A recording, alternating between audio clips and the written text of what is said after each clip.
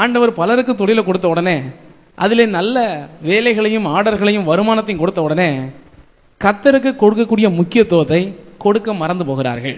எல்லாருக்குமே ஒரு எச்சரிப்பான ஒரு வார்த்தை சொல்றேன். ஒரு பழமொழி சமீபத்தில் கேள்விப்பட்டேன். தங்க ஊசிங்கிறதுக்காக அதை கண்ணுலையா குத்திக்கிற முடியும்? சட்டையில் வேணா குத்தி வைப்போம்.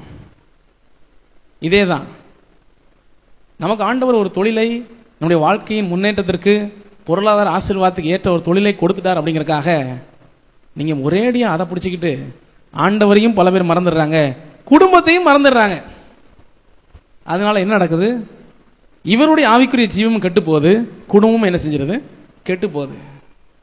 ஆண்டவரை மறந்து விடாதீர்கள். நான் ரொம்ப அதிகமா நீங்க எந்நேரமும் ஆலயத்திலே கடங்கன்னு சொல்ல மாட்டேன். எளிமையான சில காரியத்தை நீங்க என்ன செய்ய தவறாமல் கடைபிடிங்க. என்னன்னு?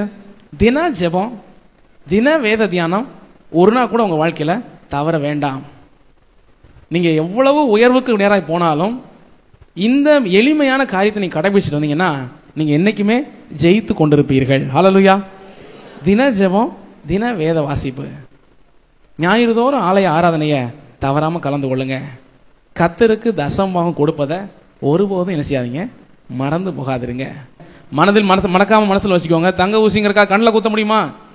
முடியாது. அதை பக்கத்தில் வைக்க வேண்டிய இடத்துல என்ன செய்யுங்க, வைங்க. என்ன தொழிலா இருந்தாலும், எவ்வளவு முன்னேற்றமா இருந்தாலும், அதனால எவ்வளவு வருமானம் இருந்தாலும் அதுக்கு கொடுக்க வேண்டிய முக்கியத்துவத்தை மட்டும் என்ன செய்யுங்க, கொடுங்க. குடும்பத்துக்கு கொடுக்க வேண்டிய முக்கியத்துவத்தை கொடுங்க. ஆண்டவருக்கு கொடுக்க வேண்டிய முக்கியத்துவத்தை கொடுங்க.